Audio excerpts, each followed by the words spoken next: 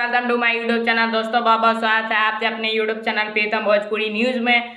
तो दोस्तों अभी से ही वीडियो कर दीजिए लाइक और चैनल पे नए तो सब्सक्राइब करते वाला जन जरूर दबा लेते थे। हम भोजपुरी सभी छोटी बड़े खबरें लाते रहते हैं।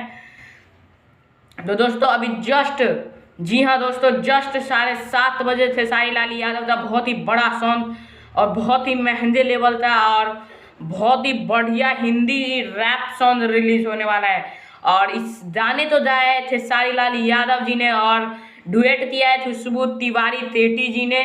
और वीडियो में आपको नजर आएंगी एक्ट्रेस ईशा शर्मा जी और खेसारी लाल यादव, वो भी पंजाबी स्टाइल में। फोटो आप अपने स्क्रीन पर देख सकते हैं। किस अंदाज में खेसारी लाल यादव नजर आएंगे तो बहुत ही शानदार, बहुत ही। और इस गाने तो लिखा है दोस्तों यादव राज जी ने, म्यूजिक दिया है ओम झा जी ने। स्पीड रिकॉर्ड भोजपुरी पे आ रहा है सुबह 7 बजे। जस्ट अभी 7:30 होने वाले हैं। तो ना तो रिकॉर्ड बनना चाहिए दोस्तों, क्योंकि बहुत ही हाई लेवल का वीडियो सॉन्ग है। तो उम्मीद करता हूँ आप लोग कोई ना कोई बड़ा रिकॉर्ड जरूर बनाएंगे।